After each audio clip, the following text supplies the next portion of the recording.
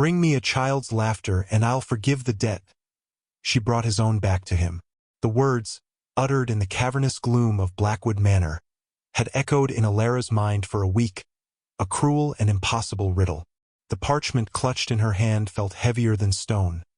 The ink a sentence of ruin for the small tenant farm that was all she had left of her family. Now, standing before the man who had pronounced it, the infamous Duke of Blackwood, she felt the same chill as the marble beneath her worn boots. He was a creature of shadow and hearsay, a lord returned from war with a scarred face and a soul, it was whispered, just as marred. Lord Alastair sat half-hidden by the fading light from a tall, mullioned window, the left side of his face a tapestry of old wounds that pulled at his eye and lip, giving him a permanent expression of disdain. He had not looked at her, not truly, since she'd been ushered into his library. His gaze was fixed on the dying embers in the great stone hearth. The debt, left by her father's desperate gambles on failing crops, was insurmountable. This offer, if it could be called that, was not an act of mercy. It was a whim, the bored cruelty of a powerful man tormenting a moth before crushing it. A child's laughter. What did a man like this, a man who lived in a tomb of silence and sorrow, know of such a sound? "You have 1 month," he had stated, his voice a low rasp, devoid of any warmth. Then he had dismissed her with a wave of a long-fingered hand, leaving her to stumble back into the rain-swept world with his impossible decree ringing in her ears. For days, despair was her only companion. She walked her barren fields, the debt notice a constant, crinkling reminder in her apron pocket. How could she capture a sound? How could she bottle joy and present it to a man who seemed allergic to its very concept? Then, one evening, as she sat huddled by her own meager fire, a small body burrowed against her side. 5-year-old Leo, her boy, her secret, her entire world, murmured in his sleep, his dark, wavy hair falling across his brow. He was the living legacy of her sister, Isabel, and a promise she had sworn to protect. In the flickering firelight, she studied his face, the serious set of his small mouth, the sweep of his dark lashes against his cheek. And the eyes, when they were open, were a startling, stormy gray. A familiar gray. A desperate, terrifying plan began to bloom in the desolate landscape of her heart. It was a gamble that could cost her everything, but she had nothing left to lose. She would bring the Duke a child's laughter, and the child would be his own. The journey to Blackwood Manor felt like a march to the gallows. Leo, clutching her hand, was quiet and wide-eyed, overwhelmed by the sheer scale of the fortress that loomed over the valley. Alara had coached him carefully, spinning a tale of a long visit with a distant, sad lord. She told the Duke's hawkish steward that Leo was her orphan nephew, her late sister's son, and she had brought him to fulfill the Duke's request. The lie felt like ash in her mouth. Alastair received them in the same grim library. He stood this time, his tall frame casting a long, intimidating shadow. His gaze fell upon the small boy hiding behind Alara's skirts, and for a moment, something unreadable flickered in his one good eye. He saw a peasant woman, plainly dressed but with a spine of steel, and a child who watched him with an unnerving solemnity. There was no laughter here, only fear. "This is the instrument of your salvation?" Alastair asked, his scarred lip twisting. The cynicism in his voice was a physical force. "He is my nephew, Leo," Alara said, her chin high. "Laughter cannot be commanded, your grace. It must be earned." Alastair's eyes narrowed. He had expected begging, tears, perhaps a rented, cherubic child who would perform for a coin. He had not expected this quiet defiance.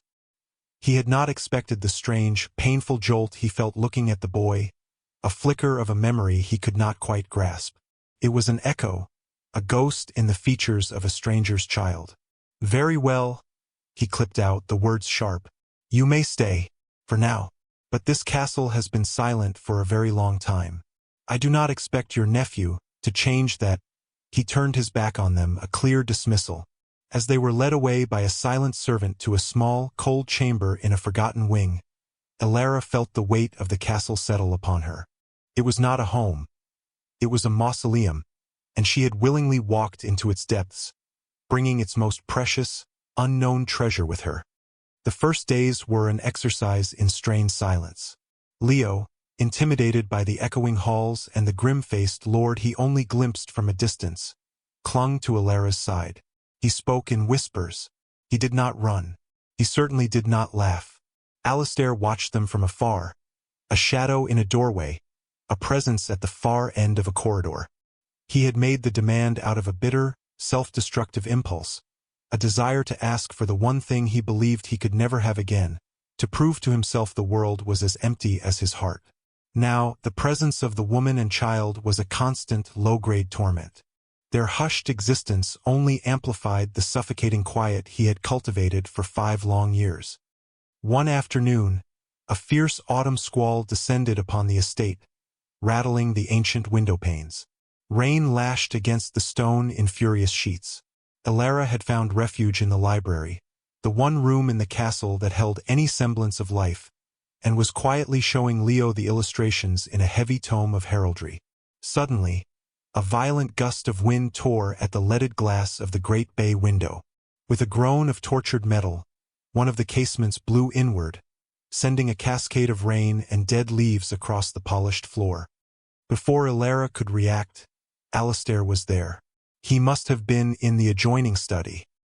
He moved with a speed that belied his brooding stillness, striding past her to fight the window. "Help me!" he barked, his shoulder pressed against the pane as the wind howled. Alara rushed to his side, her hands finding purchase on the cold, wet wood next to his. For a breathless moment, they were a team, pushing against the storm's fury. Their hands brushed, his, long-fingered and calloused, hers, chapped and capable. A strange current, warm and startling, passed between them. Just as they managed to force the window shut and latch it, a deafening crack of thunder shook the very foundations of the castle. Leo, who had been frozen with fear, let out a terrified whimper. He buried his face in Alara's skirts, his small body trembling. Alistair turned, his harsh breathing slowing. His gaze fell upon the trembling child. The anger and impatience drained from his face, replaced by a complex, weary sorrow. He had seen boys tremble like that on the battlefield, boys who would never see their mothers again. Without thinking, his hand went to the pocket of his waistcoat. He drew out a small object and knelt, his bad knee cracking in protest. He held out his hand. On his palm lay a small, exquisitely carved wooden knight. "A knight is never afraid of a little noise," Alistair said, his voice rough but stripped of its earlier cruelty. "He was carved from the heart of an oak tree. He has weathered 1,000 storms." Leo peeked out from the folds of his mother's dress, his tear-filled gray eyes fixed on the tiny figure. Hesitantly, he reached out a small, trembling hand and took the knight. He clutched it to his chest as if it were a holy relic. Alistair remained kneeling for a moment longer, his gaze locked on the boy, a profound and painful confusion in his eyes. He had offered comfort. He who had forgotten the very meaning of the word. He rose abruptly and left the library without another word, leaving Alara with a racing heart and the first, terrifying glimmer of hope. The wooden knight became Leo's constant companion, a talisman against the castle's oppressive gloom. He began to explore, the tiny knight held tight in his fist.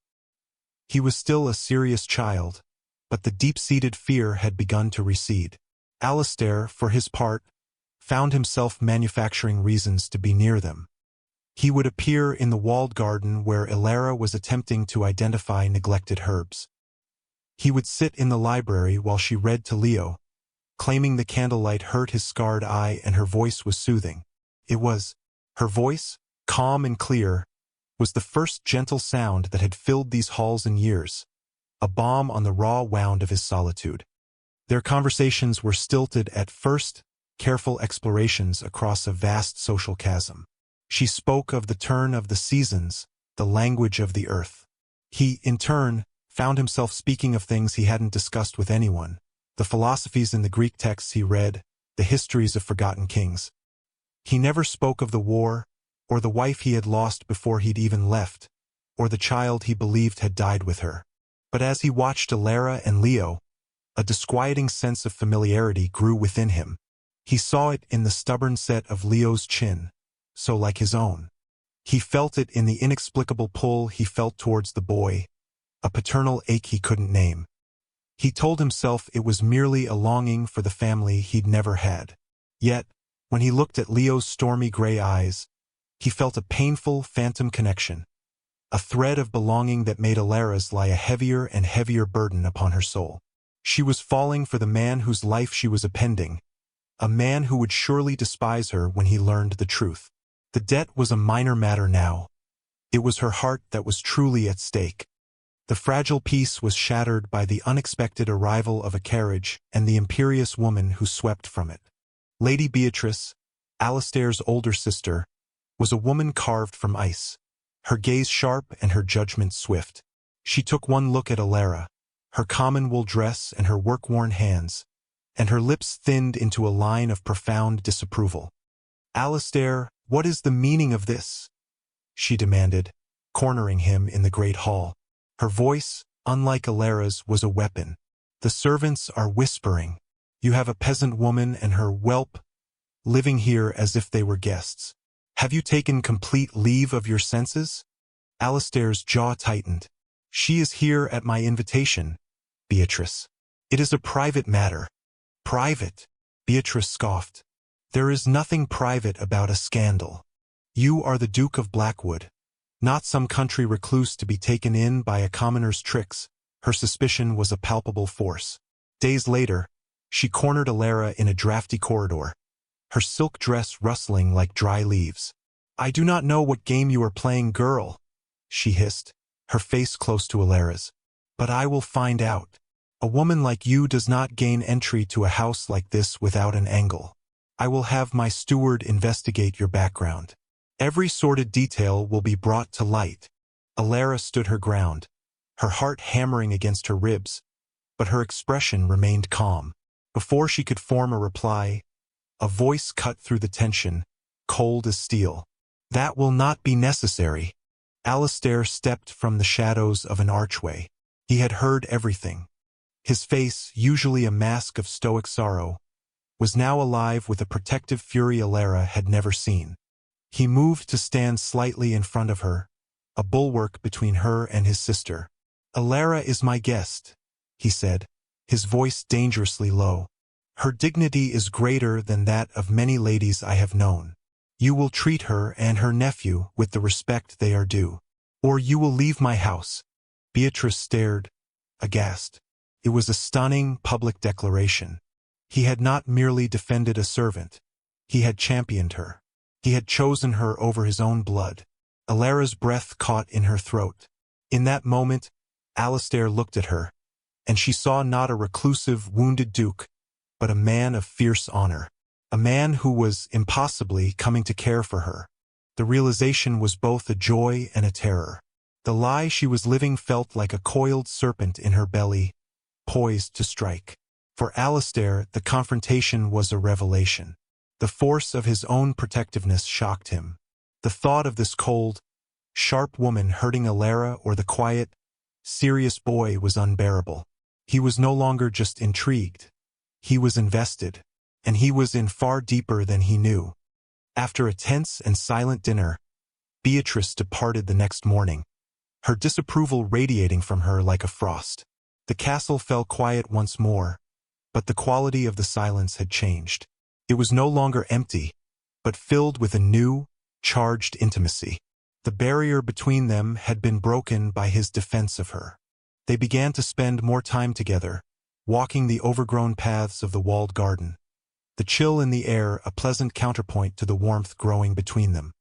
One crisp, sunny afternoon, Alara was kneeling by a bed of late-blooming roses, showing Leo a ladybug crawling delicately up a stem. Alastair approached, his footsteps quiet on the mossy flagstones. He no longer lurked in the shadows. He sought them out. Leo, now entirely comfortable in the Duke's presence, looked up and proudly pointed to the tiny red beetle. "Look, Lord Alastair. It has spots." Alistair knelt beside them, the scent of damp earth and roses rising around them. A faint, sad smile touched his lips. "I once knew a great knight," he said, his voice a low murmur. "A fearsome warrior who could face down a dozen men, but he was terrified of beetles. He claimed their legs were unsettling." The image was so absurd, so unexpected from this grim, serious man, that a bubble of mirth rose in Leo's chest. He tried to suppress it, but it was no use. A giggle escaped, then another, and then it burst forth. A pure, uninhibited peal of silvery laughter. It was the sound of pure, untainted joy, a sound the ancient stones of Blackwood had not heard in a lifetime. The laughter rang through the quiet garden like a carillon of bells. It struck Alistair like a physical blow. He froze, his head snapping up. The sound pierced through the layers of grief and cynicism he had wrapped around his heart. It was the music of life, of hope, of everything he had lost. To his own profound shock, and to Alara's, tears welled in his good eye, spilling down his scarred cheek. His hand came up, trembling, and he gently cupped Alara's face, his thumb stroking her cheekbone. "Alara," he breathed, his voice thick with an emotion so powerful it was almost a sob. The debt, the test, the entire ridiculous premise of her being here. It all evaporated. There was only this moment, the impossible sound he had craved, and the woman who had, against all odds, brought it to him. He leaned in, his gaze full of a desperate, dawning love. The world narrowed to the space between their lips. But before his mouth could meet hers, Leo, puffed up with pride at having caused such a momentous event, tugged on the sleeve of Alistair's coat. "Look, sad lord," the boy said, his voice as clear and bright as the afternoon sun. "Mama says your eyes are the color of the stormy sky, just like mine." The words hung in the air. Time stopped. Alistair went utterly still. His hand dropped from Alara's cheek as if her skin had burned him. He stared down at the boy, truly seeing him for the first time. The stormy gray eyes, the dark, wavy hair, the stubborn set of his jaw. It was like looking at a miniature reflection of himself, a portrait from a life he'd never lived. The ghost of a memory he'd been chasing finally took form, coalescing with horrifying clarity. He remembered a girl from the village years ago before the war, a girl with sunshine in her hair and a laugh like wind chimes. Isabel. His secret love, the one he had sworn to return for. The girl whose family had sent word, while he was mired in blood and mud on a foreign field, that she had been taken by a fever. He looked at Alara, at her familiar bone structure, her fierce loyalty. Isabel's younger sister. The pieces crashed together in his mind, forming a mosaic of absolute betrayal. "You," he whispered. The word was not a question. It was a condemnation. The warmth in his gaze vanished, replaced by a glacial fury that was more terrifying than any anger he had shown before. This was all a lie. His voice was a raw, ragged wound. "The laughter I wanted. You brought it to me on the lips of my own son. You brought me my own flesh and blood and used him as a pawn. The beautiful sound that had broken him open was now a poison. It was not a gift. It was a manipulation. The betrayal was so complete, so profound. It stole his breath. "Get out," he commanded, his voice shaking with the effort of control. "Take him, and get out of my sight." There was no room for explanation, no space for the truth of her desperation. Alara saw the abyss that had opened between them and knew it was uncrossable. With a sob catching in her throat, she scooped up a bewildered and frightened Leo, turned her back on the man she had come to love, and fled. She did not beg or plead. She gathered her dignity like a threadbare cloak and walked out of the silent castle, leaving the echo of laughter to curdle into the sound of heartbreak. She returned to her small, cold cottage, the debt still technically hanging over her, but her heart was the thing truly in arrears, utterly broken. Alistair stood frozen in the garden until the sun began to sink, casting long, cold shadows. Then he went inside and the rage hit him. He strode into his library and with a roar of pure, animal grief, swept a collection of priceless porcelain from the mantelpiece. It shattered on the stone floor, the sound a poor substitute for the shattering of his own soul. He was a father. He had a son. And the woman he had just begun to allow himself to love had deceived him in the most intimate way imaginable. The silence he had once cultivated as a shield now descended as a punishment, amplifying the ghosts of what he had just held and lost. Through the long, dark night, rage warred with a deeper, more agonizing truth.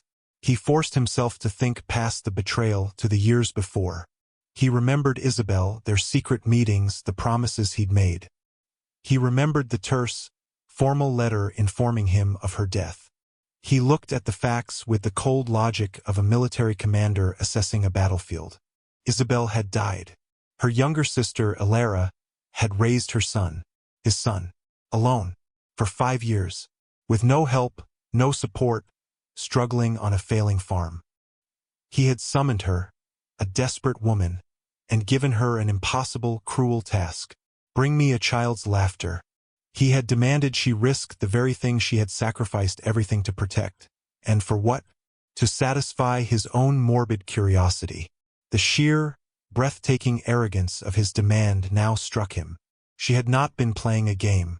She had been surviving. He saw his own cruelty, his own blind, selfish grief laid bare. The betrayal was his, not hers. He had betrayed his own son by never knowing him, and he had betrayed Alara by judging her without understanding the impossible burden he himself had placed upon her. Rain began to fall, a miserable, steady downpour that matched the despair in his heart. But as dawn broke, gray and uncertain, a new resolve settled over him. He would not send a messenger. He would not send a decree. This was a debt that had to be paid in person. He bypassed the fine steeds in his stable, choosing a sturdy, unremarkable garrison mount. He did not bother with a coat. He rode out into the rain, the mud splattering his fine breeches, a duke humbled. He found her in the small yard beside her cottage, splitting firewood with a fierce, rhythmic determination, her face set in a mask of grim resolve. She was not weeping. She was working. She was surviving. She looked up as he approached, her body going rigid, the axe held tight in her hands. He dismounted and walked towards her, the mud sucking at his boots. He did not stop until he was standing before her, the rain plastering his hair to his scarred face. "The debt is forgiven," he said, his voice raw. "That is not why I am here." And then, the Duke of Blackwood, lord of all he surveyed, did the unthinkable. He went down on one knee in the mud and mire before her. "I am here," he said, his voice breaking, "to beg your forgiveness, for my blindness, for my cruelty." For not knowing him, he looked past her, to the cottage door, where Leo was peeking out, his small face a mixture of fear and curiosity. "For not knowing you," Alistair's gaze returned to her face, pleading, stripped of all pride. "I have been living in a tomb of my own making, Alara. You brought life back into it. You brought me my son. Please, let me be a father to him. Let me be a husband to you." Tears she had refused to shed now streamed freely down Alara's face, mingling with the rain. She let the axe fall to the ground with a thud. Her hands, calloused and strong, reached for his, pulling him to his feet. The mud that stained his clothes, his skin, was a testament to his transformation. He was no longer a lord in a castle, but a man, humbled and vulnerable. "There is nothing to forgive," she whispered, her hands framing his face, her touch gentle on his scars. Months later, the great hall of Blackwood Manor was no longer a place of shadows and silence. A fire roared in the hearth, casting a warm, dancing glow on the ancient tapestries. On the thick Aubusson rug, Lord Alistair was on his hands and knees, a mock-ferocious growl rumbling in his chest as he played the part of a fearsome dragon. On his back, shrieking with pure, unadulterated joy, was Leo, his small hands clutching his father's shirt. The sound that Alistair had once demanded as payment for a debt now filled every corner of his home, freely given, endlessly renewed. Alara watched them from a worn armchair, her sewing lying forgotten in her lap, a quiet, luminous smile on her face. The reclusive Duke had asked for a child's laughter to settle an account, and in the end, she had brought his own back to him, not as a payment, but as a gift. And in doing so, she had not just canceled a debt. She had redeemed a man, built a family, and filled a silent castle with the priceless, triumphant music of a home.